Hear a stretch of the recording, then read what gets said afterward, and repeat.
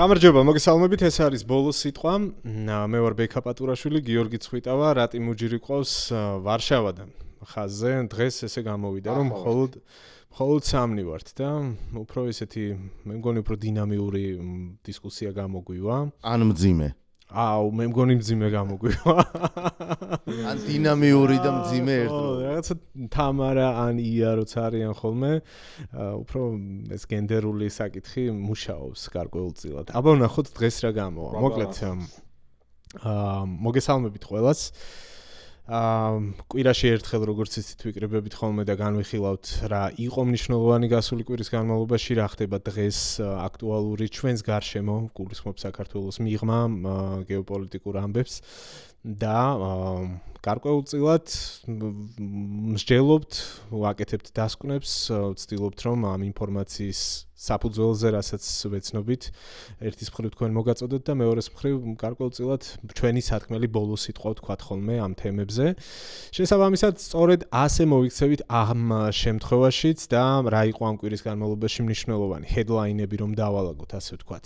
წინა ჩვენი ეპიზოდის შემდეგ ტრამპი ვიზიტი დასრულდა ჩინეთში, მაშინ როცა ვწერდით, იქ იყო ჯერ ტრამპი.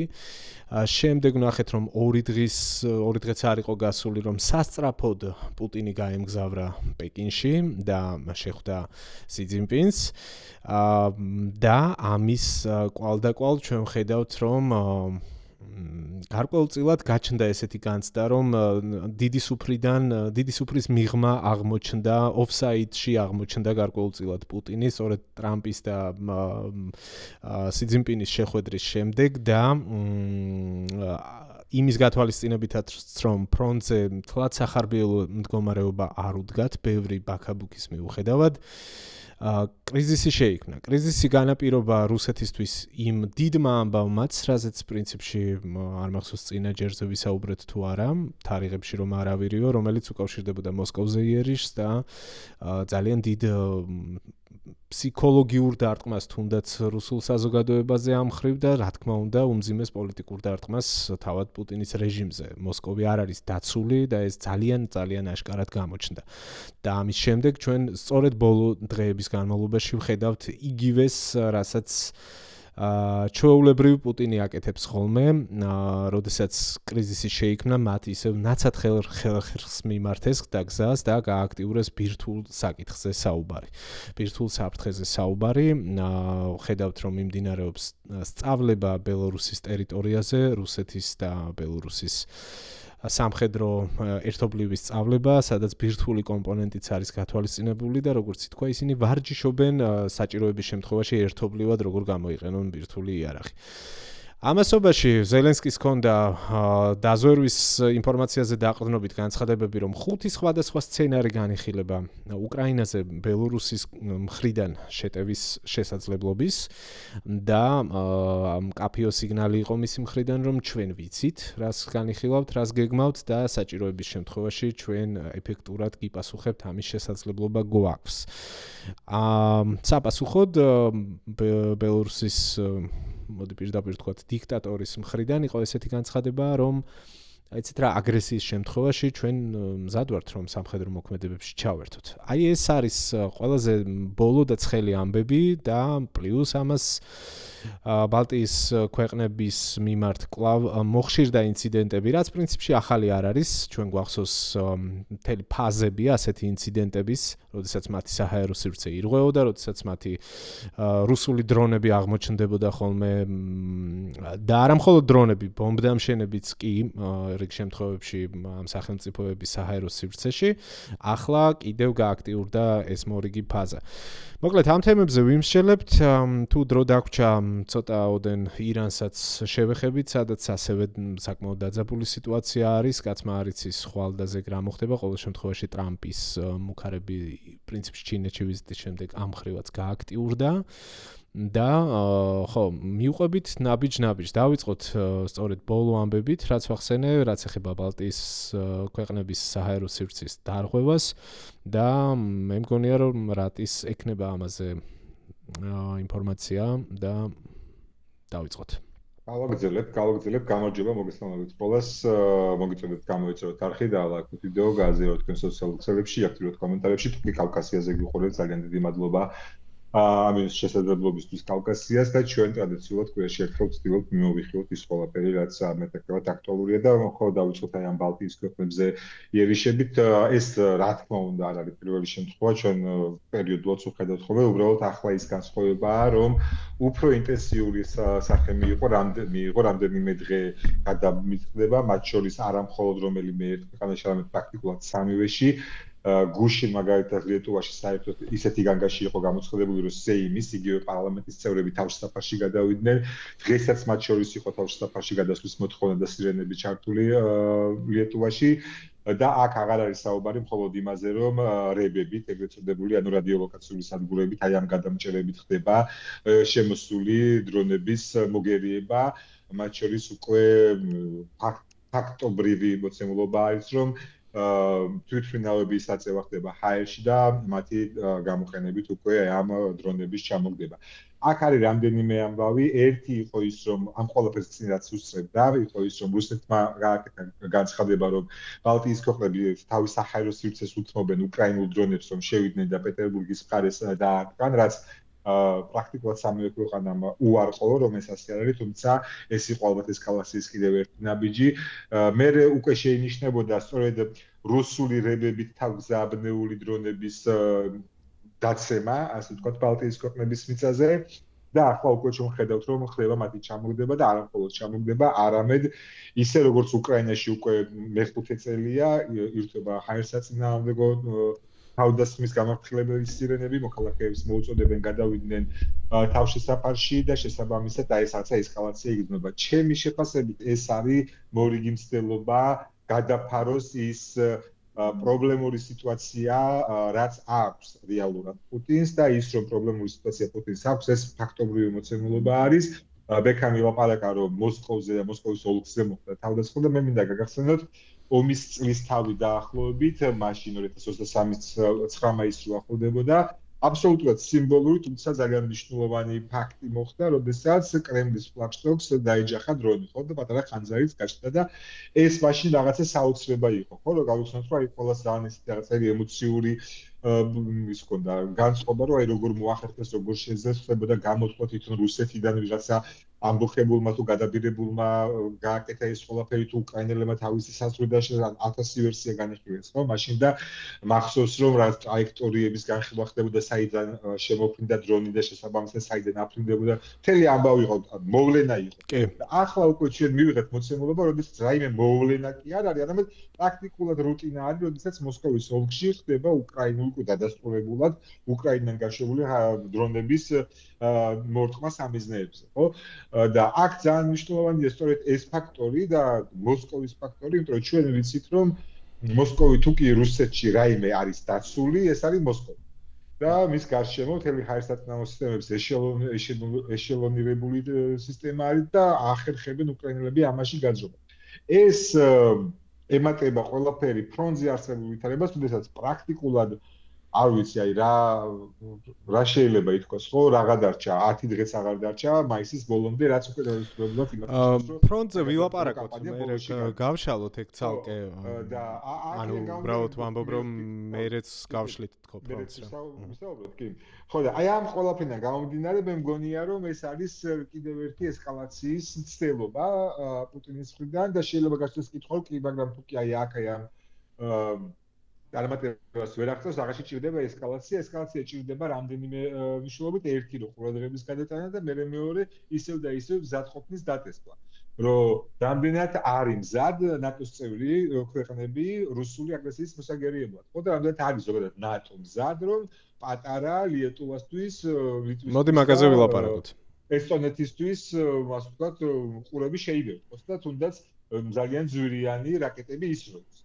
სალაპარაკოთ ჩემი აზრით უკვე აღარაფერი არის, იმდენად რამდენადაც ნატო დაიწყო მოქმედება. ხო, ჩვენ გვახსოვს, რომ აქამდე რაღაცა გაფრთხილებები იყო ხოლმე, რაღაცა თითქოს აგვიანებდნენ რეაგირებას. ახლა უკვე პირდაპირ წევენ გამანადგურებელ საერში და აგდებენ ამ დრონებს, ხო? შესაბამისად, ვფიქრობ, რომ ეს არის პასუხი ნატოს მხრიდან, რომ ისინი მზად არიან გაცემ პასუხი.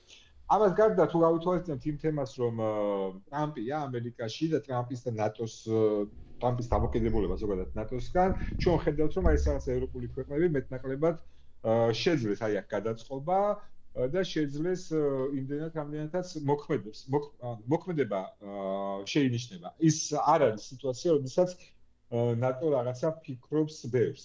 არავინ იცის რა მოხდება თუ კი კიდევ უფრო გართულდება და სერიოზულ ესკალაციაში გადავა, იქნებიან თუ არა ასეთივე მოქნილები დააფრენენ თუ არა და ჩაერთვებიან თუ არა სრულად, შეიძლება ისევ რაღაცა მოხდეს.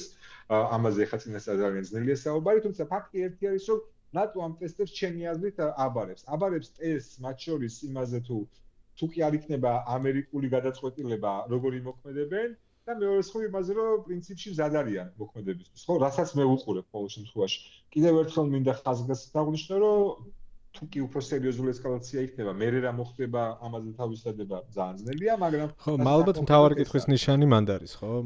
მაშინ მანდ არის და ბარემ აი აქ ვიტყვი რომ ყველაზე მეტად რისაც უფრთხიან და უფრთხიან ლიეტოვაში ამ შემთხვევაში არის კენიგსბერგიდან როგორც გვინდა ესე დაუძახოთ მომავალი საფრთხე იქ განლაგებული შეიარაღება და სწორედ აი იქიდან მომავალ საფრთხეს უფრთხიან მოკლედ ყველაზე მეტად რაც ახლა არის ცნობილი. მაშინ მივიღე მე ეს პასი და ესტაფეტა გადავიბარე და გავაგრძელებ. რამდენიმე შრიანი საკითხი არის, ანუ დიდ სურათში უნდა შევხედოთ საკითხს. იქიდან გამომდინარე, რომ რუსეთი, კონკრეტულად ვლადიმერ პუტინის ხელში მუდმივად ცდილობს ნატოს გამოცდას, განსაკუთრებით ნატოს მეხუთე მუხლის, ხო? ჩვენ ვიცით, რომ ნატოს მეხუთე მუხლი რეალურად ქვეყანაზე თავდასხმის შედეგად არ ამოქმედებულა. ერთადერთ ხელს ჩვენ ვიცით, რომ ის ასიმეტრიულად ამოქმედა 11 სექტემბერს მომხდარი თავდასხმის ტერორისტული აქტის შედეგად და ეს იყო აბსოლუტურად სხვა მოცემულობა. ახლა მიდის რუსეთის მხრიდან ამისი აქტიური დატესტვა, როგორც რატომ აღნიშნა და მე ვეთანხმებ იმას, რომ ოპერატიულ დონეზე ნატოში ამ თემებზე მუშაობა რა თქმა უნდა მიმდინარეობს, ჯერჯერობით უცნობია როგორი პასუხი იქნება, რა მასშტაბის პასუხი იქნება, იმიტომ რომ აქაც დამოკიდებული არის ეს ყველაფერი რუსეთი რა მოქმედ რა ნაბიჯს გადადგავს. მაგალითად ეხლა რატი საუბრობდა ლიეტუვაზე, მოდი ვისაუბროთ ესტონეთის ქალაქ ნარვაზე, რაზეც არის ხოლმე ხშირად საუბარი, რომ შევიდა მაგალითად და დაიკავა ქალაქი ნარვა. აი რა იქნება ამ შემთხვევაში პასუხი, ან როგორი შეიძლება იყოს პასუხი. ეს იქნება რაღაც ფართომასშტაბიანი, არ იქნება ფართომასშტაბიანი, ლოკალური იქნება, როგორი იქნება, ოპერატიულ დონეზე სხვადასხვა სცენარები მუშავდება და ეს სხვადასხვა სცენარები არსებობს. ბოდიში ორ სიტყვას მაგაზე ვიტყვი, იმასაც გააჩნია წვანე კაცუნები შევლენ თუ ფორმიანი რუსები შევლენ. რა თქმა უნდა, ანუ არ დაგვავიწყდეს, რომ ლიეტუვას შემთხვევაშიც ესტონეთის შემთხვევაშიც ეხლა რუსულენოვანი მოსახლეობა არსებობს და იქ ეხლა ვინ რას გადაიცვამს და როგორ მოიმოქმედებს ეს კიდე ცალკე საკითხია. მოკლედ, ანუ ოპერატიულ დონეზე რა თქმა უნდა ეს დამუშავება მიმდინარეობს, თუმცა როგორი პასუხი იქნება ეს ჯერჯერობით უცნობია, იქიდან გამომდინარე, რომ ყველაფერი დამოკიდებული არის მასშტაბზე, ყველაფერი დამოკიდებული არის პასუხის დიდწილად ანუ შეერთებულ შტატებზე, ასე ვთქვათ, მისი როლი როგორი იქნება, თუმცა პასუხი ყველა ვარიანტში იქნება. შეერთებული შტატები უშუალოდ იქნება ამ ყველაფერში ჩართული თუ არ იქნება, ყველა შემთხვევაში იქნება, იმიტომ რომ ევროპის უსაფრთხოების არქიტექტურა, აი ამ ფრაზას ვიყენებთ ხოლმე ხშირად, როდესაც რაღაცა თემებზე ვსაუბრობთ, ახლა ძალიან აქტიურ ფაზაში არის ჩამოყალიბების. ის რაც ადრე იყო, ის აღარ არსებობს და ახლა მიდის ძალიან აქტიური მუშაობა. ამიტომ ესეც ოპერატიულ დონეზე ამ თემის დამუშავება საკმაოდ ისეთი აქტუალური საკითხი არის და აქტიურ დონეზე მიმდინარეობს. ეს არის ერთი ამბავი. მეორე ამბავი, რა თქმა უნდა, შიდა პუბლიკაზე არის ეს ყველაფერი გათვლილი რუსეთის მხრიდან, იმიტომ რომ იცით, რომ რუსეთის ეკონომიკა ძალიან სერიოზულ სტაგნაციას განიცდის, ძალიან სერიოზული პრობლემები არის დაწყებული პროდუქტებით, საკვები პროდუქტებით, დამთავრებული რავით სტრატეგიული ნედლეულით და ასე შემდეგ, რომლის გატანის საკითხები კი ვიცით. ფინანსურ სექტორშიც. ეს ყველაფერი უკავშირდება მე-20 სანქციების მე-20 პაკეტსაც, ეხლა კარგი იქნებოდა რომ თამარი ყოფილიყო დღეს ჩვენთან ერთად, მაგრამ ნუ შემდეგ როცა შემოგვიერთდება ამას კიდევ უფრო დეტალურად ჩაშლის, აქ მესამე ქვეყნების პასუხისმგებლობას დადგა უკვე ძალიან აქტიურად და ესეც მნიშვნელოვანი ფაქტორი იქნება და ცხადია მას ჭირდება გარკვეული, მას ვლადიმერ პუტინს ჭირდება გარკვეული გამარჯვება. წინა შემთხვევაში მას აქ შიგნითვე სერიოზული პრობლემა, ხო? რაღაცა ომს სწრაფად ვერ დაასრულებს, იმიტომ რომ ომის ეკონომიკაზე დგას, ომის სწრაფად რო დაასრულოს, უნდა ჩამოშალოს მთელი სახელმწიფო, მაგისი განცდა, ეს მას არ სურს, მეორეს მხრივ უნდა რომ რაღაცა მაინც გაყიდოს, ხო? ომის მე-5 წლის თავზე რაღაცა მაინც თქვას, დასავლეთით წავა, სამხრეთით წამოვა, წავა ცენტრალური აზიის მიმართულებით, სხვადასხვა სცენარები მუშავდება, სხვადასხვა სცენარებზე არის საუბარი. ვნახოთ ეს როგორ იქნება. მეორე საკითხი აი ამ სცენარების თემაში ეს არის ბელორუსის თემა და ჩერნიგოვის მხრიდან შეტევის მომზადება. ვიდრე დავიწყებდით, მანდ იყო ახლა საჰაერო განგაში, ვერტმფრენი დაფრინავდა, როგორც წავიკითხე, საზღვართან ახლოს. ეს არ იქნება მარტივი, თქვენც აღნიშნეთ და ამას კიდე უფრო გაშლით კიდევაც, დათვლილი არის ბელორუსის შეიარაღებული ძალების მთლიანი, ბრძოლის უნარიანი ქვედანაყოფების რიცხოვნობა, საუბარი არის დაახლოებით 26,000 ხიშტზე.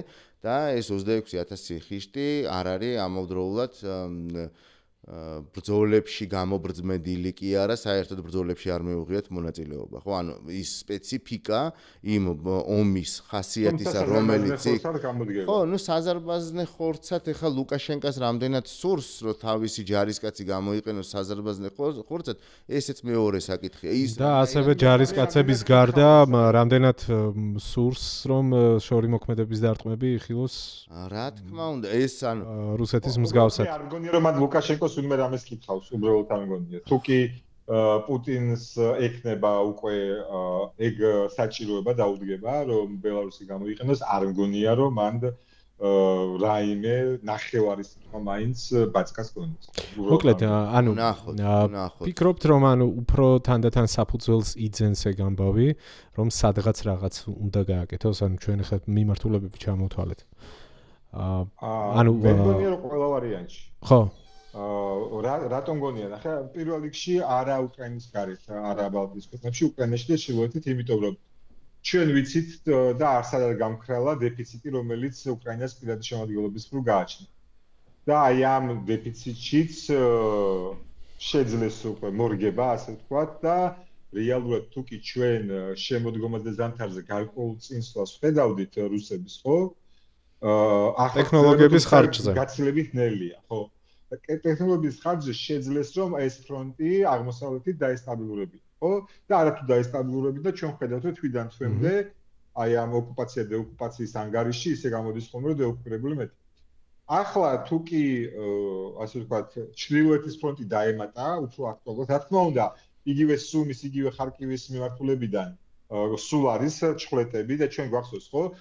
ასევე შემოდგომის ბოლოს ზამთრის დასაწყისში გაუგებარი ერთი შეხედვით ჩხლეტები, განსაკუთრებით სუმის ოლქში, რუკაზე უსახელო სოფლებში რომ შემოდიალდებოდნენ ხოლმე რუსები და იქ დარტყმებს აკეთებდნენ. ხო, ეს ყველაფერი ჩემი აზრით მონიშნა, ასე ვთქვათ, მოთელვა იყო ჩრდილოეთ საზღვრის მზაობის უკრაინის.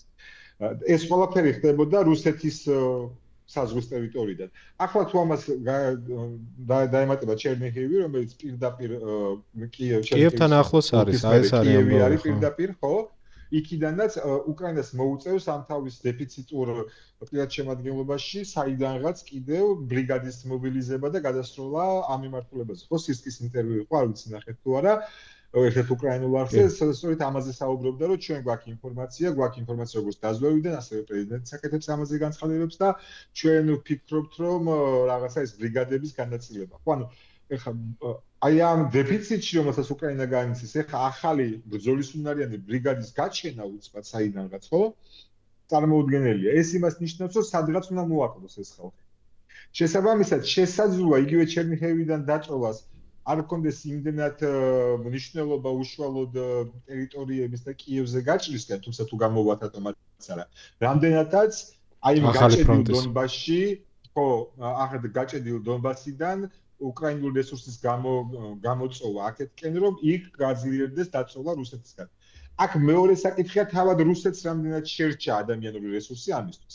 იქიდან გამომდინარე, რომ არ შერჩა, მგონია, რომ მოუწევს ლუკაშენკას ამ დამიჯის გადადგმა, რომ ბელარუსის საზარბაზნე ხორცი გამოხოს. თუ კი ამ სცენარით წავა საქმე რა და მე ვერ ვხედავ ახლა მიზეზს, რატომ შეიძლება ეს როგორც ტრამპს უყვარს თქმა, კარტი პუტინმა არ გამოიყენოს. იმიტომ რომ ასე ვთქვათ, რუსეთის მოქალაქე ნაკლები მოკვდება, ბელარუსი ჩაერთვება საქმეში და კი ისაც მე შენ ამბობდი, რომ შორი მოქმედების დარტყმები, აფეთქებები და ეს შენარჩუნებული მშვიდობა, ხო, ეხლა რომ გავიხსენოთ, საბჭოთა კავშირი ისე დაიშალა და დღემდე ისე მოვედით, რომ ბელარუსის ტერიტორიაზე რაიმე სახის შეერაღებული კონფლიქტი არ ყოფილა, ხო? კი იქ იყო ეს დარბევები და სასტიკი მოპყრობა და სრულ დიქტატურაში გადაშვება და აბსოლუტურად ვასალი გახდა, ხო? რუსეთის შეულებრივი დადამატი არის უბრალოდ. აღარ კითხავენ მე მგონი და მოუწევს აი ამ ომის ნახე ერთი საკითხი მინდა შემოვიტანო ხალხი. ახსენე რომ ლუკაშენკოს არავინ არაფერს კითხავს, მაგრამ ჩვენ გვახსოვს რომ არც ის თუ ისე დიდი ხნის წინ იქ იყო ძალიან დიდი საპროტესტო ტალღა, რომელიც როგორღაც ჩაახშეს. რა მოხდება მაგ შემთხვევაში თან მით უმეტეს იმის გათვალისწინებით, რომ ჩვენ ხო ვიცით რომ იქ ხალხთა შორის კავშირები არსებობს, მაგალითად მე რამდენიმე ოლქში ვიყავი ჩრდილოეთ ნაწილში უკრაინის, სადაც ანუ ხალხი ამბობდა, რომ იცი რა ძალიან შერეული 50% შერეული ოჯახები ცხოვრობდა და იქითაც ანალოგიურად, ხო? და გვახსოვს დონბასშიც ეგრე იყო. ხო, მაგრამ ანუ იქ რამდენად მძლავრია ხა პუტინის რეჟიმი რუსეთში და ბელარუსში, ხა ეგ როგორ მოხდება? აი ეს მიტინგზე გამოსული ხალხი ვინც იყვნენ ბელარუსში, ხო ვინც ციხეში არ არის ემიგრაციაშია და ძალიან ცოტაა დარჩენილი ბელარუსში და გარეთ. და იმხელა იმედგაცრუება აქვს გადატანილი და გადავლილი. არ ვიცი რამდენად მზად არ მგონია, არ ვიცი რა არ მგონია განწყობის დონეზე რამდენად მზად იქნება. თუმცა ანუ ეგ ახალი ეტაპი იქნება ხო ახლა ომში შესვლა უკრაინას. მე არ მგონია სიმართლე რო გითხრა, უბრალოდ ეს გააკეთოს. ხო, ეგ მე უბრალოდ ლუკაშენკო ხო? მოვისმინე. აქ აი ხალხზე მინდა უბრალოდ გავაკეთო კომენტარი. ამ პროექტსაც ეხლა ვარ ხო ბელარუსებიც არიან რომლებიც სწორედ მაგ პერიოდში ცოტა კიდევ უფრო ადრე გამოვიდნენ ბელარუსში და სწორედ გაუსაძლისი მდგომარეობის გამო უფლებადამცველები ჟურნალისტები აი ეს ჩვენი პროფესიის ხალხი ხო აქვე პაუზა ვინც არ იცის ვთქვათ რომ რატი არის ვარშავაში იქ გაიხსნა საზოგადოებრივი მაუწყებლის ბაზაზე ქართული პროექტი რომელსაც წარმოადგენს და ნუ მადლობა შეგიძლიათ მოძებნოთ ლინკი იქნება დართული ჩვენი არხის ამ ვიდეოს აღწერაში. მადლობა და ასეთივე მოკლედ როგორც ქართულენოვანია ჩვენც ასეთივე არის ბელარუსულზე მოლდოვისთვის, სომხეთისთვის, ხო და აი ამ ბელარუსთან კომუნიკაცია და კონტაქტი რომ აქვს, ისინი ძალიან ნიჰილისტურად არიან გაწყობილები და არ აქვთ იმედი რომ ბელარუსში დარჩენილია ვინმე, ვისაც აი რაღაცა იქ შეუძლია რა. უბრალოდ იქ ხალხი ცხოვრობს იმის მოლოდინში რომ დიქტატორი მოკვდება. და არ არის მაინც და მაინც თავიანთ დიქტატორზე საუბარი. რუსეთშიც ეგრე ცხოვრობენ, აგერ უკვე მე რამდენი წელია. პუტინის სიკვდილზე ასე ვთქვათ ელოდებიან, თორე ხა ბაცკა მოკვდება თუ არ მოკვდება, ამათვის მნიშვნელობა არ აქვს, იმიტომ რომ პუტინი ვიღაცით ჩაანაცვლებს. აი ესეთი არის განწყობა. ხო პუტინის სიკვდილს ველოდებით არა? ნუ ხალხი დაიბადა, გაიზარდა და მოკვდა და პუტინი ისევ ეს არის რა ქვია, რუსეთის პრეზიდენტი. ხო და ამბობდი რომ არ მგონია მე არ მგონია, რატო არ მგონია რომ ბელარუსიდან გააკეთოს ეს შეტევა, იმიტომ რომ ამას ჭირდება მობილიზება, ამას ჭირდება მეტი ხალხი, რასაც 26000 ხიშტი არ არის ძალიან ბევრი, არ არის ძალიან ცოტა, რაღაცა მასა არის, მაგრამ ამას ჭირდება გამაგრება, ხო? ანუ ტექნიკური უზრუნველყოფა ჭირდება, ლოგისტიკის გამართვა ჭირდება, ხაზების ამოქმედება ჭირდება, ამ გზების და ასე შემდეგ და ჩვენ კიდე რას ვხედავთ? ჩვენ ვხედავთ ერთი მხრივ უკრაინელების მიერ რუსეთის სიღრმეში ლოგისტიკური ხაზების დაბომბვას, ანუ იერიშების მიტანას სიღრმეში ლოგისტიკურ ხაზებზე. ეგ ბოლო და ერთ-ერთი ყველაზე მძიმე ამბავია რუსეთის. ეს სერიოზული ამბავია ძალიან, ხო, ამაზე ეს არ ქონდათ გათვლილი, ანუ ძალიან ბევრი რაღაცა არ ქონდათ გათვლილი მათ შორის ეს და სერიოზული სირთულე არის, იმიტომ რომ ამდენი ტექნიკის მობილიზებაც არის, ხო? დამატებით საჭირო, ანუ რაღაცა ჯავშან ტექნიკა ხო საჭირო არის, რომ ეს ქვეითების უზრუნველყოფა მოხდეს. ჩვენ არ დაგვავიწყდეს უკრაინელების ტექნოლოგიური გარღვევა. ეხლა ამასთან მე მქონდა საუბარი ერთ-ერთ რესპონდენტთან, რომელმაც მითხრა პირდაპირ, რომ აღმოჩენის ანუ ავტომატიზაციის ანუ სისტემები არის იმ დონეზე უკვე აწყობილი, რომ აღმოჩენიდან ადამიან მოქმედებამდე არის სულ რაღაც 2 წამნახევარი. ვუსმინე მაგ მონაკვეთს. მიხვდით, ანუ გაჯეტზე მიიღო, ხო? ანუ აღმოაჩინა, მიიღო 10 მეთაურმა, 10 მეთაურმა, ვიღაცა ბრიგადის მეთაურმა, 10 მეთაურმა მიიღო კოორდინატი, მიიღო გადაწყვეტილება ეგრევე დააჭირა და მორჩა ამბავი. დანარჩენს აკეთებს ხელოვნური ინტელექტი, დანარჩენს აკეთებს სისტემები, რომელიც წარმოიდგინეთ, ჩვენ რაზე ვსაუბრობთ იმაზე, რომ კუპიანსკი იქნებოდა თუ სხვა ტერიტორიები, ანუ სიკვდილის ზონაში, ანუ 50 კილომეტრი იქით, 50 კილომეტრი აქეთ, ერთ ადამიანზე, ერთ ცოცხალ არსებაზე, ხო, მოდის 5 დრონი როგორც მინიმუმ. უფრო მეტი თქვეს 8-მდე გაიზარდა. წარმოიდგინე, ანუ იქ ხო შანსი არ არის. ამას თვითონ რუსი ჯარისკაცი ამბობდა, სხვათა შორის, არა უკრაინელები კი არ ამბობდნენ ამას. რუსი სამხედროს ჩანაწერი მოვისმინე, სადაც ამბობდა, რომ ანუ უბედურ დღეში ვართ, თითო კაცზე მოდის 8 დრონი. ადრე თუ ერთი მოდიოდა, ეხლა მოდის 8 დრონი. ხო და ახლა წარმოიდგინეთ თქვენ, რომ აი ასეთ ტექნოლოგიური უპირატესობის მქონე მხარესთან კიდე ერთი ფრონტი გახსნა ყველანაირი ლოგისტიკის და რაღაცის გარეშე, ანუ პირდაპირ დაიწყოს რაღაცა ქმედება. მე მაინც მგონია რომ შეიძლება ბალტიის მიმართულებით რაღაცა გააკეთოს, იმიტომ რომ ესე შესაძლოა რაღაცა უფრო მარტივი იყოს, სადღაც წვანე კაცუნები გამოაჩინოს, რაღაცა ყვამლი გამოუშვას და რაღაცა გააკეთოს. თუმცა აქაც ძალიან სერიოზული საკითხი არის, უბრალოდ აი აქ კიდე ერთს ვიტყვი, რომ არ უნდა დაგვაუწყდეს. ტრამპის გადაწყვეტილება გერმანიიდან 5000 ჯარისკაცის გაყვანის თაობაზე და ეს 5000 ჯარისკაცი კონტინენტიდან კი არ გადის. ეს 5000 მოდის აღმოსავლეთ ევროპაში. არ დაგვაუწყდეს გერმანიის პოზიცია 5000 ჯარისკაცის გადასროლის თაობაზე აღმოსავლეთ მიმართულებით. ხო, ანუ ეს მინიმუმ 10000 კაციანი კონტინგენტი არის, კარგად აღჭურვილი და ნუ ყველაფრით, ხო? რამდენი ბრიგადა არის, ხო? მინიმუმ 3 ბრიგადა არის. მინიმუმ 3 ბრიგადა არის. ხა აი ამ ეს რაც ემატება და რაც არის კიდე, ამიტომ რა თქმა უნდა ეს კუნთების თამაში და ეს შიში და ეს მიწოლა რაღაცნაირი აი ესეთი რქებით მიწოლა რა თქმა უნდა მათ დღის წესრიგში არის, იმიტომ რომ საკუთარ მოსახლეობას რაღაცა ხო უნდა უთხრეს. ანუ პოლიტიკური კრიზისის გადასაფარად აკეთებს ისევ ჩემი აზრით არ გამოურიცხავ რომ რაღაცა სისულელე გააკეთოს, ისეთი სისულელე როგორიც გააკეთა მაგალითად პრიშტინას აეროდრომი როცა აიღო, ხო 80 კილომეტრიანი მარში გააკეთა, შევარდნენ პრიშტინას აეროდრომი აიღეს და დაიკავეს, უბრალოდ კი არ აიღეს, დაიკავეს და ყველანაირი ლოგისტიკური მომარაგების გარეშე იქ იდგნენ და საბოლოო ჯამში ბრიტანელი ჯარისკაცები აძლევდნენ წყალს და პურს, იმიტომ რომ წყალი და პურიც კი არ ქონდათ. ანუ ესეთი სისულელეები ჩვენ გვინახავს, ხო, რუსეთის მხრიდან. ეგ არ არის გამორიცხული. შენი ლოგიკა, გიორგი, რომ ბელარუსთან არ დაიწყებდა, ეფუძნება ლოგიკას და ეფუძნება ასე ვთქვათ, ჯანსაღ აზრს, საღაზრს, რომ აზრი არა აქვს ამას, თუმცა ჩვენ გვინახავს პუტინის გადაწყვეტილებები თუმცა თუ სხვა გზა არ აქვს ამაშია საქმე რა. ანუ ეხლა ჩვენ ხო ვახდებით რომ ჩიხია. აი აქ ბალტიის ნაწილზე კიდევ ერთი რაღაცა არის, რატომაც შეიძლება რომ ეგ ნაბიჯი გადადგას. პრინციპში ახლა რო ფიქრდები, ხო ჩვენ ვხედავთ რომ ნატო უპასუხებს. ნატო თუ უპასუხებს, მოეხსნება ყოველგვარი პრობლემა, რაც აქვს პუტინს საყოველთაო მობილიზაციის. ხო?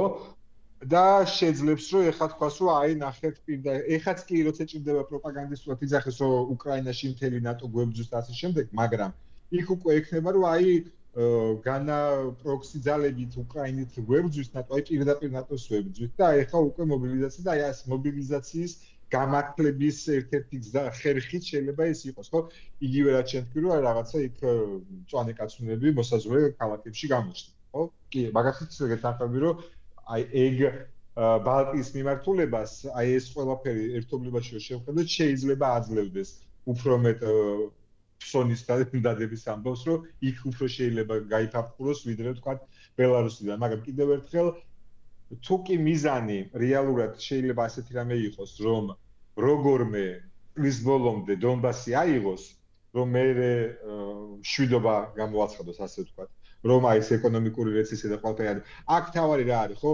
იმ სანქციებმა, რომელიც ომის დასაწყისში დაიწყო, დაწეს და ახლა დაიწყო რეალურად თავისი ფუნქციების შესრულება, თავისი შედეგის მოტანა. შედეგის მოტანა და ეხლა რომ დაიწყო, ვფიქრობ, რომ ეხლა შეიძლება უკვე დაფიქრდეს პუტინი ნელ-ნელა როგორ გავიდეს ბოლოში.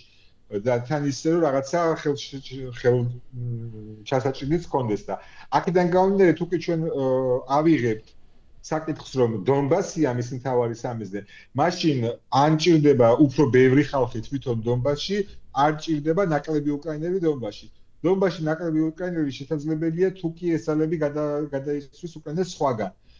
ესტონეთში, ბალტიაში რაც უნდა გააკეთოს პუტინმა, ხო, ეს უკრაინისთვის ამოსუნთქვის საშუალება იქნება. აი ამ დილემებში როცა ამ საკითხებზე ვფიქრობ, იმიტომ მგონია რომ უფრო მეტი შანსი ბელარუსიდან რამე პროვოკაციას აქვს ვიდრე ბალტიას. თუმცა აქ შეიძლება მე საერთოდ მესამე გზაზე ვფიქრობ, რომ ცოტა ორივე. ამაზე რა სიტყოდით? ანუ შეიძლება რომ რაღაცა ჩიხურ მდგომარეობაშია და შეიძლება რაღაცა სისულელი ჩაიდინოს. ანუ პრიშტინას აეროდრომი ტყუილა არ მიხსენებია რა. ანუ შესაძლოა რომ მან რაღაცა ესეთ გამოუვალ სიტუაციაში რაღაცა სისულელე მოიმოქმედეს, ხო? იმიტომ რომ ანუ ისევე როგორც სისულელე იყო, ხო? ანუ უკრაინის წინააღმდეგ აი ომის დაწყება და ვერავინ ვერ იტყვის რომ აი რაღაცა მიზეზი არსებობდა იმისი რომ უბრალოდ უკრაინისთვის დაერტყა, ისევე როგორც საქართველოსთვის დაერტყა და ასე შემდეგ. რა თქმა უნდა, ესეთი სულელური ნაბიჯი შესაძლოა მან გადადგას და აპრიორში ის რაც უკვე გააკეთა 2022 წლის 24 თებერვალს, ეს იმას ნიშნავს, რომ რუსეთს მან დაუჩქარა დასასრული. დონბასი, როგორ გითხრა, ანუ დონბასი აიღოს წლის ბოლომდე როგორ გითხრა ეს მეხუთე წელია ის ცდილობს დონბასის აღებას. მეხუთე და ყოველ წელს ის ცდილობს რომ იქ ლუგანსკის ოლქი, დონბასი, იქ ხარკივი, იქ ესა რაღაცა ზაპოროჟი ყველაფერი აიღოს, კიევში შეცვალოს ეს ზელენსკი ეს ისე, მაგრამ ხომ ნახეთ ვიდეოები. თავიდან როგორი სპიჩი ქონდა, ანუ როგორ უწოდებდა, როგორ მოიხსენიებდა ის ზელენსკის და ბატონ ზელენსკის ხო, რომ ესე იგი მზად არის თურმე რომ შეხვდეს და იქ ისაუბრონ და რაღაცეებზე მორიგდნენ რა. ანუ არ გამოვრიცხავ რატი შესაძლოა, რასაც ამ რაღაცა ესეთი სულელური ნაბიჯი გადადგას, რა თქმა უნდა იყოს უკრაინაც ამ ყველაფრისთვის მზად და უნდა იყოს შესაბამისად აღმოსავლეთ ევროპა, დასავლეთ ევროპა და ნატო და ეს ყველა ორგანიზაცია და ოპერატიულ დონეზე როგორც გითხარით, ამაზე მიმდინარეობს მუშაობა რამდენადაც მე ვიცი, მაგრამ სინამდვილეში რაღაცას გადადგავს თუ არა? ხო, მოდი არ გამოგჩეს პოლიტიკური განცხადებების ნაწილიც რა. მე ვნახე მაგალითად მარკ რუტეს განცხადება, ერთია რამდენად ძლიერ ფიგურად აღიქმება ზოგადად მარკ რუტე და თქვათ მის რაღაც განცხადებებს რამდენად ანგარიშს უწევს რუსეთი პირობითად და დანარჩენი მსოფლიო ტრამპის ფაქტორიდან გამომდინარე ვამბობ რა, ნაკლები ჩართულობის, შტატების ნაკლები ჩართულობის ამბავში, თუმცა აი ამ ინციდენტების ფონზე მან თქვა ბოლო განცხადება ვნახე, რომ ჩვენ აბსოლუტურად მზად ვართ რომ ნებისმიერ შემთხვევაში ერთობლივად ვიმოქმედოთ და ჩვენი ერთიანობა არის ურყევი. ანუ მე მგონია რომ ეს თუ გავითვალისწინებთ იმას, რომ აი შიდა ფაქტორი ვახსენეთ ხო, შიდა საზოგადოებაზე გავლენის მოხდენა რუსეთის მხრიდან და ასე შემდეგ, ანუ როგორც ის ცდილობს პოლიტიკური წნეხი გააძლიეროს იქით და ვიღაცების საფრთხეებზე აფიქროს, ეხლა დღეს რომ დრონები დაფრინავენ, ხო გასაგებია რომ ის დღეს არ იწყებს ამ ოპერაციას, უბრალოდ აწუხებს იქ ხალხს იმისთვის, რომ პოლიტიკური წნეხი განახორციელოს პირველ რიგში და მე მგონია, რომ sapasukho ფლანგზეც უნდა იყოს ძალიან მკაფიო და უფრო ხისტი ალბათ სიგნალები რა, რომ თუ რამეს გაბედავთ, ანუ ეს ძალიან მკაფიოდ და ხშირად უნდა გვესმოდეს, ალბათ. არ ვიცი, რატის ნათქვამს თუ გავიხსენებთ, ანუ მე ვხედავ, რომ არის აქ რაღაცა მოძრაობები, ხო? და კი ბატონო, წინა ჯერზეც იყო, რომ თავიდან ყოყმანი იყო იქ რაღაც ეგ ამბავი უნდა გაგახსენოთ რა, ავიაგამანადგურებლები რომ შევიდნენ რამდენიმე 14 წუთი თუ 20 წუთი იფრინეს და არ მოხდა არ მოხდა ჩამოუგდება. ეგ იყო პირველი სერიოზული ტესტი რა, ანუ მაგ მხრივ და შემდეგ ვნახეთ რომ ითათბირეს რაღაც 2 თუ 3 შეხვედრა გაიმართა მათ შორის ბრიტანელების ჩართულობით, ანუ ეს ამბები ძალიან ცოტა ხნის წინ ხდებოდა, პრინციპში მაყურებელსაც შეიძლება ახსოვს და ამის შემდეგ ნახეთ უკვე პირველი რეაგირება, რომ იქ მორიგეობა დაწესდა, დაფრინავდნენ ნატოს ავიაგამანადგურებლები საათობრივად და ამის შემდეგ ნახეთ, რომ ჩამოაგდეს კიდევაც რამდენიმე დრონი, როდესაც მოხდა საჰაერო სივრცის დარღვევა. ხო, ანუ ეგ იყო ჩემთვის კაფეო ნაბიჯი იმ დროისთვის, თუმცა ხედავთ ახლა ახალი ტალღა დაიწყო და ახლაც უნდა აჩვენონ ალბათ იგივე რა.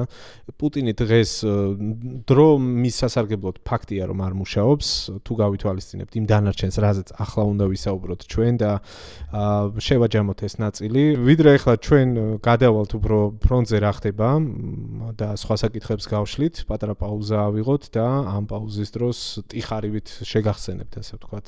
გამოიწერეთ არხი თუ არ ხართ გამომწერები ამ დრომდე, თუ რადგან გვიყურებთ ამდენი ხანი, ესე იგი საინტერესოა თქვენთვის და მე მგონი დროულია რომ შეგახსენოთ ეს ამბავი. ჩანს არხის ანალიტიკაში რომ არის კატეგორია ნახევარზე მეტი ვინც გვიყურებს, მაგრამ გამომწერი არ არის. ეგ ჩანს ხოლმე ყველა ვიდეოს ანალიტიკაში და აბსოლუტურად უფასოა. გამოიწერეთ, გახდით ჩვენი აუდიტორიის ნაწილი და შემოგვერთით და ლაიქეთ.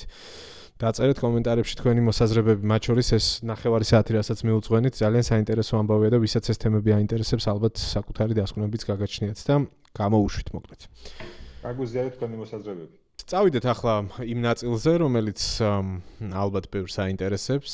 გიორგი მახსენა ნაწილობრივ ლოჯისტიკის ამბები და ჩაწერის დაწყებამდეც საუბრობდით ჩვენ ამაზე, რომ ანუ ჩვენთვისაც კი, ვინც ყოველდღიურ რეჟიმში თვალს ვადევნებთ ამ ომის მიმდინარეობას და ვამოწმებთ რა ხდება ფრონტზე, ვნახულობთ უამრავ ვიდეოს, იგივე FPV დრონების მუშაობა იქნება თუ შორი მოქმედების თუ საშუალო რადიუსის დრონების მუშაობა იქნება, ჩემთვის მაგალითად ბოლო ვიდეო მასალები, რასაც თვალს ვადევნებ, არის, ანუ აი კიდე გაოცებას იწვევს რა, მართლა ის ტექნოლოგიური მიღწევები, რაც ჩანს. მაგალითად ვუყურებდი კადრებს ერთ-ერთი დანაყოფის გავრცელებულ, სადაც ჩანდა ეს FP2-ის დრონი, რომელზეც დამატებით იყო დამონტაჟებული კიდევ რაკეტები, ვიდრე ეს კამიკაძე დრონი მიუახლოვდებოდა და დაარტყამდა სამიზნეს, მანამდე ხდებოდა ამ რაკეტების გაშვება, ისინი ანადგურებდნენ ჯერ იქ სამიზნეებს და შემდეგ უკვე თვითონ ეს დრონი ეჯახებოდა. ასევე ვნახე ესეთი კადრები, სადაც იყო ასევე შორი მოქმედების დრონი, რომელზეც FPV კამიკაძე დრონები იყო დამონტაჟებული ფრთებზე. Starlink-ის მიმღებზე აღარ მაქვს საუბარი ხა, ყველა შორი მოქმედების დრონზე არის და ეს ბევრ საქმეს აკეთებს, ხო?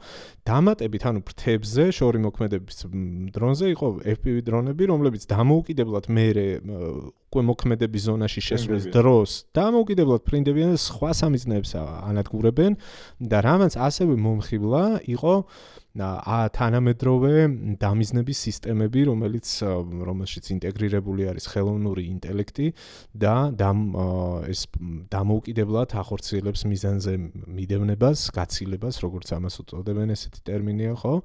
და დარტყმას. მათ შორის მე მივაქციე ყურადღება, ეს ცნობილი ამბავი რომ არის ბოლო პერიოდის მარიუპოლის მახლობლად რომ ლოჯისტიკას ურტყამენ იქ მოძრაობაში ავტოკოლონები რომ დაიბომბა რუსული რამაც შოკში ჩააგდო რუსული ეს პროპაგანდისტული არხები და ამაზე დიდი წივილკივილი აქვთ. იქ იყო თუ შენიშნეთ ამ კადრებზე სხვა შორის ძალიან კარგი გამოსახულებებია. ძირითადად ჩავთეთრი არის ხომ, ფერადი გამოსახულებები გამოჩნდა, სადაც არის წითელი კუბიკები და ესეთ წარწერა იყო ავტო. ანუ ეგ არის ავტომატური დამიზნების ეს ხელოვნური ინტელექტის მიერ ინტეგრირებით შექმნილი სამიზნეები, რომელიც შორ მანძილზე. ამ შემთხვევაში მარიუპოლი სად არის, ხო? ფრონტის ხაზიდან 100 კილომეტრზე მეტი არის, ხო? დაახლოებით 100-დან 150 კილომეტრამდეა.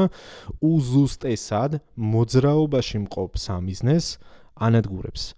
და შემდეგ იყო იქ თვითმხილველების გადაღებული კადრები, გზას რომ მიუყვებოდნენ, შეიძლება შემოგხვდეთ თქვენს ეგ მასალა, რამდენი განადგურებული სატვირთო მანქანა თუ საწომზიდი თუ 1000 რამე ხდებოდათ ასე მიმოფანტული გზებზე. ეს ხდება ხალხო 100-150 კილომეტრის დაშორებით და მე ვუსმენდი ერთ-ერთ მრჩეველს უკრაინის თავდაცვის მინისტრის სერჰი სტერნენკო არის ესეთი, რომელიც ძალიან მაგარი ტიპი არა, რეალურად აქტივისტი იყო.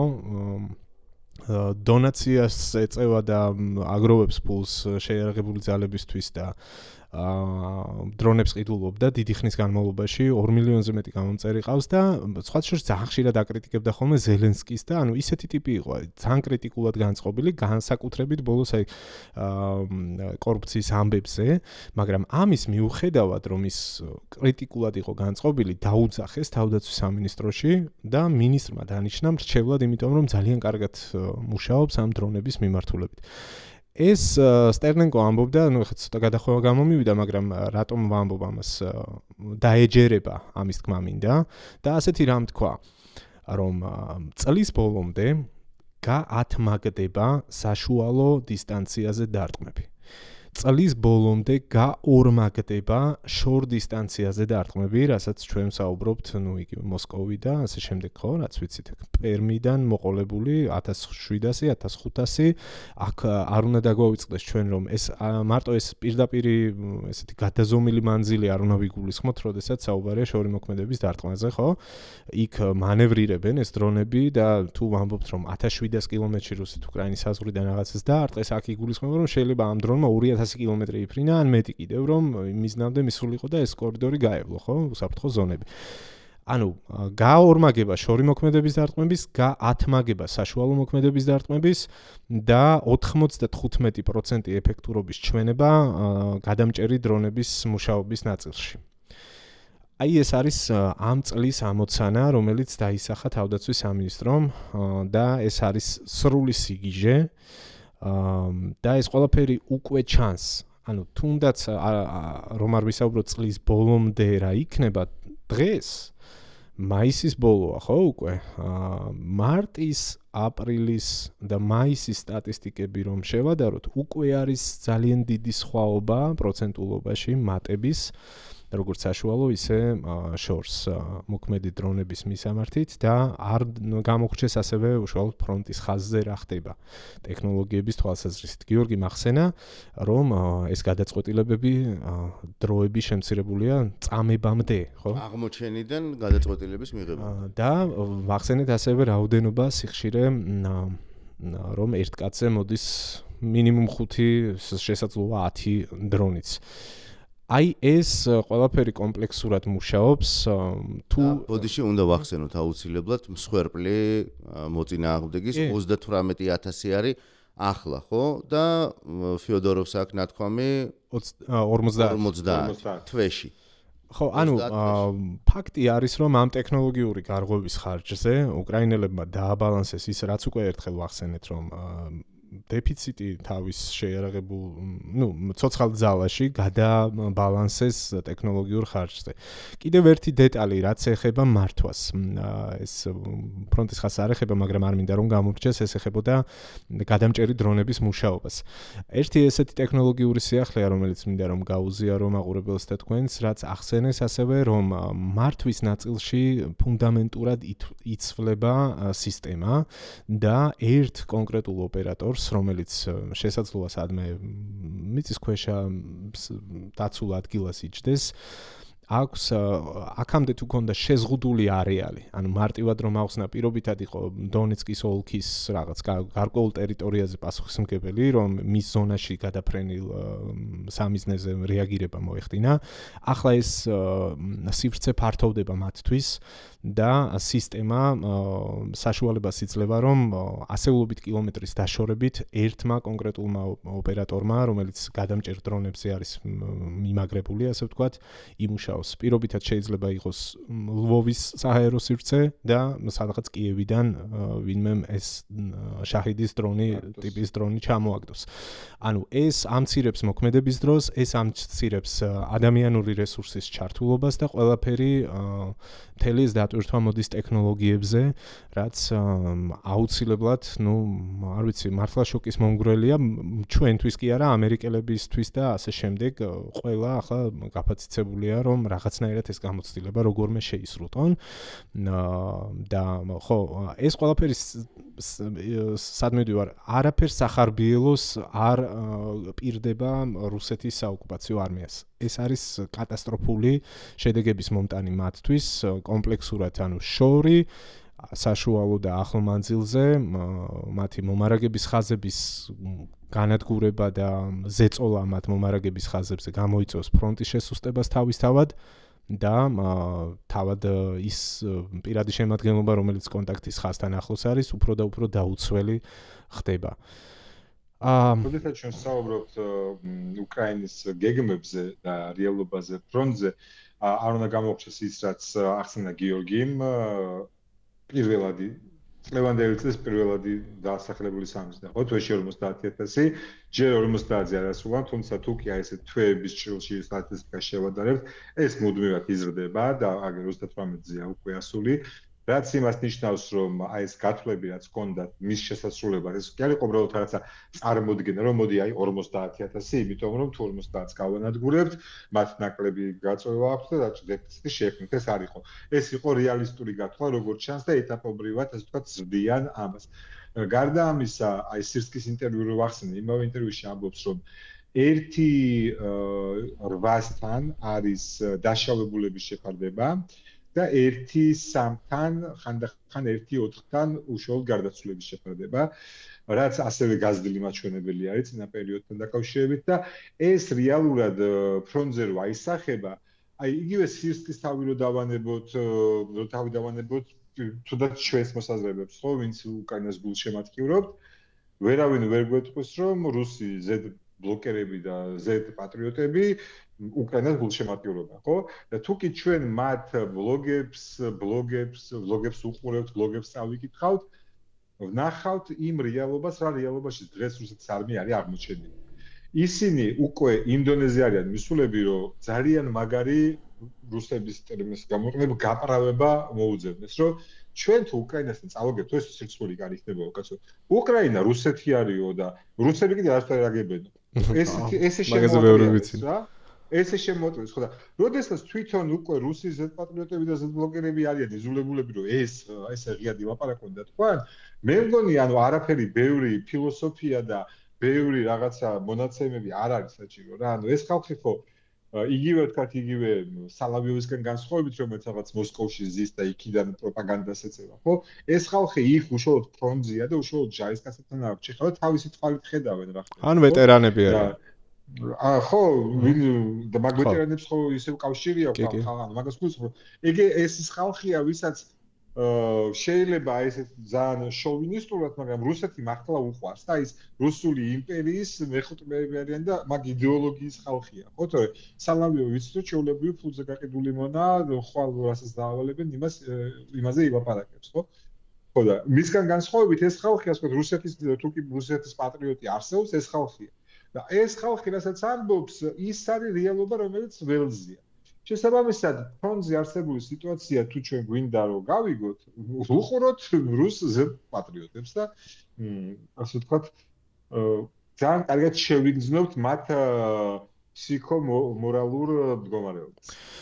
ფსიქო-მორალური მდგომარეობა განსაკუთრებით მძიმდება იმ ფონზე, რომ გაზაფხულის კამპანია იყო დაანონსებული და ვიღაცა გვიწერდა რომ რაღაცა ერთი და იგივეს ლაპარაკობთ სულო, მაგრამ ერთი და იგივეს კი არ ლაპარაკობთ ხალხო.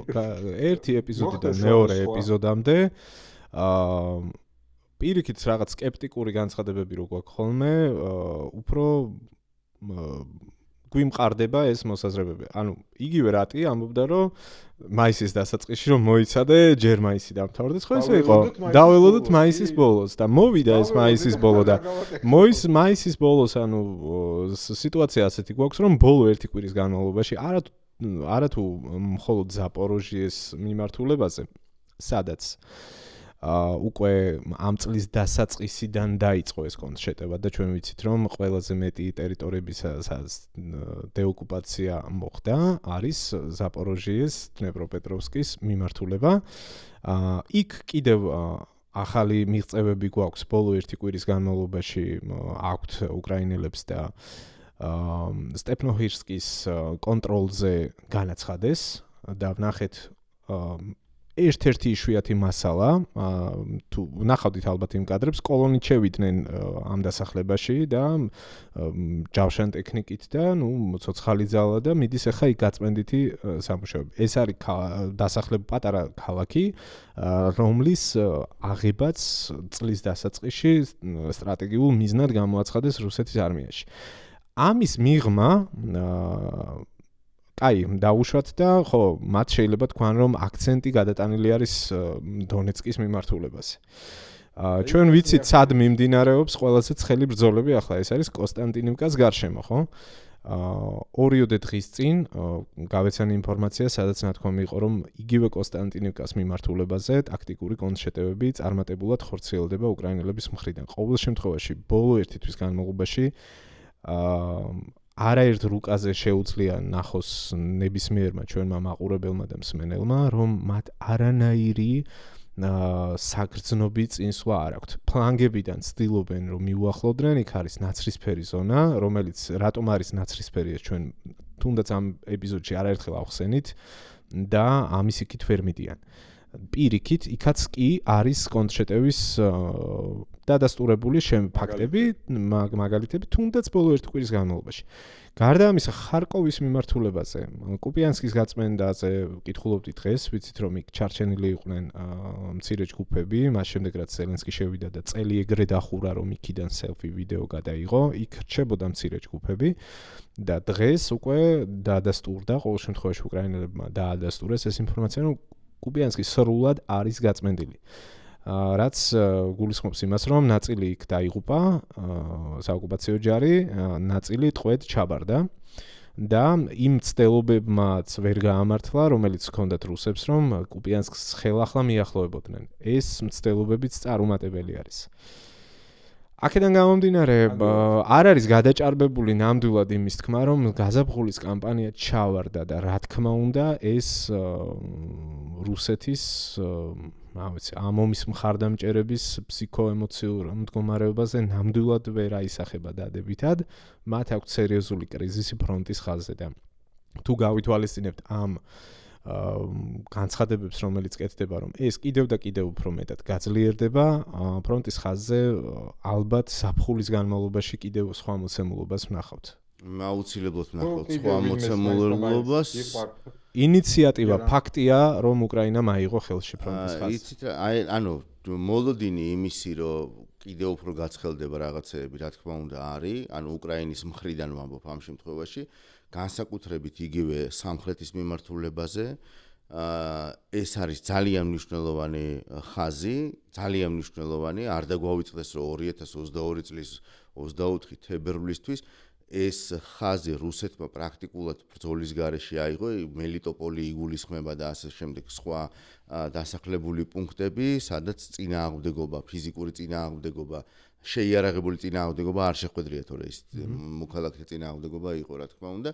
და აქ რაც დაიწყო ახლა მომარაგების, კვანძების და გზების განადგურება და იერიშების მიტანა, იძლევა იმის ფიქრის და თქმის შესაძლებლობას, რომ ეს მიმართულება იქნება გააქტიურებული მთელი ზაფხულის განმავლობაში. რა თქმა უნდა, რაღაცა მოლოდინებიც არსებობს, თუმცა რაღაც ტყუილი მოლოდინები არ უნდა შეგვიყვანოს. რა თქმა უნდა, ამაზე მუშაობენ და ეს იქნება უკრაინელების მხრიდან ძალიან სერიოზული და მძიმეწონიანი სიტყვა მთელი აი ამ 5 წლის განმავლობაში, ხო, აი ამ ომის დროს. ასე რომ ვნახოთ, ეხლა მაისი სრულდება, წვიმები გადაიღებს, ნიადაგი გაშრება, ტექნიკას შეიძლება უფრო მარტივად გადაადგილება, თუმცა ის, რასაც უყურებდით იგივე შარშან, აი ზუსტად, რასაც უყურებდით შარშან წინ იმის წინ და ასე შემდეგ, რომ უხლუხოები მიდიოდა, ახლა ხედავთ, რომ უბრალოდ დრონები, ავტომატიზირებული სისტემები, მართვა და კონტროლი, აღმოჩენა, თვალთვალი, აღმოჩენა და განადგურება ხდება მყისიერად. ანუ პრაქტიკულად იმავე მომენტში და ეს არის აი ზუსტად ის დასავლური ტექნოლოგიები და რა თქმა უნდა დრო. როგორც აღნიშნავენ უკრაინაში მყოფები, ესე იგი, სადღაც 3.5 თვე ჭირდებათ რუსებს, რომ ზუსტად აითვისონ უკრაინელების რაღაც სიახლეები. სამნახევარი თვე არის ის ვადა, რაც ჭირდებათ უკრაინელებს იმისთვის, რომ კიდევ უფრო ახალი ინოვაცია მიიღონ, ანუ შეისწავლონ, მიიღონ, განახორციელონ და ასე შემდეგ. ასე რომ აი ეს სამნახევარი თვე როგორც მინიმუმ უკრაინელები არიან წინ რა. უმნიშვნელოვანესი ფაქტორი არის არ უნდა გამოგჩეს ინტერნეტი რა. ანუ ძალიან დაარტყა Starlink-ის ამბავმა ფრონტის ხაზზე რუსეთს. ძალიან დაარტყა, იმიტომ რომ საპირისპირო მხარეს ჩვენ ხედავთ რომ ეს ტექნოლოგიები სწრაფი ინტერნეტის და უზრუნველყოფილი ინტერნეტის მიწოდებით მუშაობს უკრაინის მხარეს და მეორე მხარეს გუშინ ნახე კადრები რუსის სამხედრო კალაშნიკოვით იღებდა Starlink-ის მიმღებს და აგდებდა ძირს და მერე დაცხრილა რა, იმიტომ რომ არაფერში არ ჭირდებათ ვერ იყენებენ, უბრალოდ დაბლოკილია.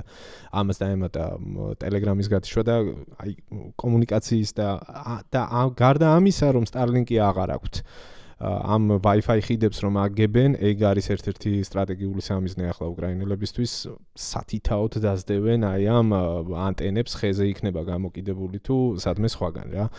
ძალიან უჭირთ ეხლა შეიძლება ვიღაცამ თქვას რომ შენ რა იცი მან დროზე ხარ და მე არ ვლაპარაკობ ხალხო, ამას ლაპარაკობენ რუსი სამხედროები და შეგიძლიათ დასერჩოთ უამრავი ვიდეო მასალა არსებობს. უამრავი ვიდეო მასალა, სადაც ინტერნეტზე და კომუნიკაციაზე წუწუნებენ. ერთი რაღაცის დამატება მინდოდა. ხო, გიორგი და შენც რატი მუდმივად საუბრობთ ამ ინძზე და ამბავზე. უბრალოდ მინდა გაგახსენოთ რამდენიც ქონდა პატარა გაქცევის მცდელობა რუსეთის საოკუპაციო არმიას, ეს როდის ამ ბოლო თვეების განმავლობაში მოხდა იმ ფონზე, როდესაც იყო ნისლიანი ამინდი. პირიქით შეიცვალა მე მგონი ეგ მოცემულობა, როცა არის ნისლი და ცუდი ამინდი და ხილვადობა ამ დრონების ეპოქის გათვალისწინებით არის ნაკლები, მაშინ ეძლევა ჩანსი და ამ შანსებს იყენებენ ხოლმე, ცდილობენ ყოველ შემთხვევაში რომ გამოიყენონ, რომ გადაადგილდნენ. და ამ ახალი რეალობის გათვალისწინებით ზუსტადაც ამინდის გაუმჯობესება იმის ფონზე რომ იქ დიდი ჯავშან ტექნიკის კოლონები უბრალოდ გამორიცხულია რომ სადმე გადაადგილდეს და მხოლოდ რაღაც პატარ-პატარა ჯგუფების ეს Mad Max-ის სტილის შეტევებს ხედავთ ხო გადაჭრილი სახურავ გადაჭრილი ნივებით და კოლხოზნიკებით და ბუხანკებით და ასე შემდეგ და მოტოციკლებით ხო ანუ მაგათთვის გაძრომის შანსი უფრო მაშინ არის თუ წვიმაა ნისლია და დილის 6 საათზე 5 საათზე სადღაცა გაძრნენ ან მილებიც სადღაც შეზრნენ და კარგი ამინდი ეხლა იმაში დაეხმარებათ რომ გამწვანდება ყველაფერი და უადვილი დასამალები იქნება არის თორე მეგეც რომ არ იყოს უკვე მართლა ამ ტექნოლოგიებმა ისე შეცვალა სიტუაცია რომ რავი მე მგონი არც ხირს ამაზე ხა საუბარი უბრალოდ მე ამ ყველაფრის ფონზე განსაკუთრებით ნერვები მეშლება ამდენი ხანი როგორ ვერ მოგვარდა ეს Starlink-ების პრობლემა რა ანუ წარმოიდგინეთ რამდენი ხანი გრძელდებოდა ეს ამბავი და რამდენად ნერვები მოსაშორე და გასაბრაზებელი რომ ამდენი ხანი ანუ რატო დაჭირდა ახალი თავდაცვის მინისტრი ამ პრობლემის მოგვარებას ვერ ხვდები და მომკალი არ ვიცი და ანუ მაგაზე კიდე არის პრობლემები მე არ მინახავს არა სხვა მის გულისხმობ წელს ხო დაიწყო ამ პრობლემის მოგვარება მანამდე პერიოდში რამდენი წელი გავდა ამდენი წელია უკრაინა იყენებს Starlink-ს და იმდენივე წელია გამოდის რომ რუსებიც იყენებენ რატო მაგაზე ერთი პასუხი მაქვს მე რომ ფეოდოროვი მაგარი ტიპი გამოდგა არა ეს გავიგე მაგრამ ეს პრობლემა ტიპი როგორც კი მოვიდა ხო არა პრობლემა არსებობდა თუ იცოდა მეორე პოსტიდანაც გაეკეთებინა ანუ აი ამ რაღაცა იმას ვერ ხვდები რა მოკლედ რატომ გაიწევა ამდენი ხანი ტექნოლოგიები სწრაფი ინტერნეტი და ჩვენ ხედავთ რომ რა ვიცი ტერმინატორების ტერმინატორული ვიდეო თამაშებს მსგავსებას მომავლის რაზეც ჰოლივუდი ფილმებს იღებდა ზუსტად იმას ხედავთ ხო ზუსტად იმას ხედავთ აუ ერთი დეტალი მინდოდა კიდევ არ გამორჩენოდა და კარგია რომ გამახსენდა საავიაციო მართვადი ბომბები უკრაინელებმა ეროვნული წარმოების მოდულები შეიმუშავეს და ჩაუშვეს უკვე სერიულად გამოცდები ჩატარდა კადრები გავრცელდა კადრები, სადაც ჩანს რომ მათ უკვე აღარ ჭირდებათ რაღაც ფრანგული და ამერიკული ტექნოლოგიები, რაც ალბათ შეზღუდულად მიეწოდებოდათ, ახლა თავად აქვთ ეს შესაძლებლობა, რასაც თავის მხრივ რუსები ძალიან აქტიურად იყენებდნენ. ანუ ჩვენ როდესაც ხედავთ კადრებს ხო, აი მაგალითად ბოლოს გავრცელდა კონსტანტინიუკას კადრები. დრონით გადაღებული მასალა, სადაც ჩანდა მიწასთან გასწორებული ეს ქალაქი. ერთ-ერთი მთავარი ფაქტორი მანდ არის სწორედ ეს მართვადი ავიაბომბები, რომლებიც ვიდრე ქალაქის მისადგომებთან მივიდოდნენ რუსები, მაგას დიდი ხნით ადრე დაიწყეს კონსტანტინოვკას ბომბვა. და მაგიტომ არის ამხელანგრევა და უბედურება, ხო? ფაქტობრივად მაგ კომპონენტში რუსებს ჰქონდათ უპირატესობა, ამას თავად უკრაინელებიც ამბობდნენ ხოლმე და ახლა საპასუხოდ თან ეს მნიშვნელოვანია, რომ როგორც მე ვკითხულობდი, არ ვიცი თუ მეშლება შემისწორეთ, ეს მოდულები ყენდება საბჭოთა დროინდელ ჭურვებზე, რუსულ ბომბებზე, ავიაციო ბომბებზე და ეს მარაგებიც, როგორც მე გავეცანი ინფორმაცია, საკმაოდ დიდი აქვს უკრაინას იმ დროინდელი მარაგები და ახლა შეუძლიათ რომ ახალი მისია შესძინონ ამ ყველაფერს. ახალი სული შტაბი. ხო, ვინც არ იცის, რაზე არის საუბარი, ეს არის ძველ ბომბებზე აყენებენ მოწყობილობას, რომელიც მიმართულებას აძლევს შემდეგ, მართვადი არის GPS-ით თუ რა ვიცი, სხვა კიდევ დამატებითი პროგრამები, სისტემებით, რომელიც, ფრენის და შორი მანძილიდან მინიმუმ რაღაც 50 კილომეტრზე არის საუბარი, საშუალებას იძლევა რომ ავიაცია აფრინდეს, ეს დრონები ბომბები ჩამოყაროს, მერე ეს ბომბები დამოუკიდებლად აგრძელებენ სვლას მიზნისკენ და ძალიან დიდი ზიანის მომტანი არის. სხვადასხვა მოდიფიკაციებზეა, აქვე ამასაც დავამატებ დაახლოებით 200-იანი და 500-იანია თუ არ მეშლება. მეგონი 200-იანი 250-იანი. ხო, 250-იანი გამოცადეს. ხო, ეგაც მნიშვნელოვანი ამბავია რა. პრინციპში ჩემი აზრით, რავი, ფრონტზე გავიარეთ, მეტნაკლებად შევეხეთ ყველაფერს, თუ კი ვიღაცა მაინც სკეპტიკურად ხართ და რიცხვები გიყვართ, თვის ბოლოს ტრადიციულად შემახსენებ მექნება სტატისტიკის მიმოხილვა თვეების ჭრილში და იქ მოდით და ნახეთ ეს დანაკარგებიც, შედაძენებიც, საავიაციო დარტყმები, რაკეტები, მოკლედ სტატისტიკა თვის და არა მხოლოდ მაისის, არამედ ჭრილში წინა წელთან შედარებით.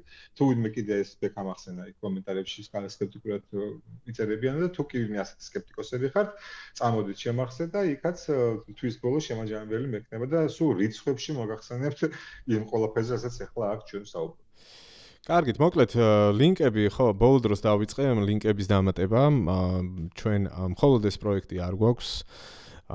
მართალია იმ მოცემულობაში ვართ, რა მოცემულობაშიც ვართ, მაგრამ ასე მოხალისეობრივად და ჩვენი პროფესიის მიმართ დამოკიდებულებიდან გამომდინარე ვცდილობთ რომ მაქსიმალური ვაკეთოთ რაც შეგვიძლია, ამიტომ გვაქვს ეს პროექტი ერთობლივი, გვაქვს დამოუკიდებელი YouTube არხები, მეც გიორგისაც, რატისაც, რატის პლუს კიდევ ახალი საქმე დაემატა, რაც უკვე ვახსენეთ და პოლონეთში არის ახლა, მაგრამ მაინც აგრძელებს თავის YouTube არხს. არ უნდა გაგვიწყდეს თამარ ნუცუბიძის პროექტი ევროსკოპი, რომელიც ძალიან მნიშვნელოვანი საქმეა ზოგადად და ძალიან დიდ წარმატებას უსურვებ ევროსკოპს, ამიტომ ყველა ლინკს დაურთავ აუცილებლად. ვიდეოს აღწერაში გადადით ჩვენ პროექტებს შეხედეთ, მე ვიცი რომ ბევრი იქიდან ხართ პირიქით ამ არხზე გადმოსული, მაგრამ შეიძლება ისეთებიც აღმოჩნდეთ, ვინც ეს არხი აღმოაჩინა და სხვა დანარჩენი არ იცით. მოკლედ ამის საშუალებას გაძლევთ და ასევე იაქტიურეთ კომენტარებში აუცილებლად, გამოხატეთ თქვენი პოზიციები, ურჩიეთ სხვებსაც რომ ასეთი პროექტი არსებობს. დიდი მადლობა კიდევ ერთხელ კავკასიას, რომელიც დროს უთმობს საეთერო დროს ჩვენს პოდკასტს. ეს არის ბოლო სიტყვა და შევხვდებით ზუსტად ერთ კვირაში. ნახვამდის. შეხვედრამდე. ნახვამდის.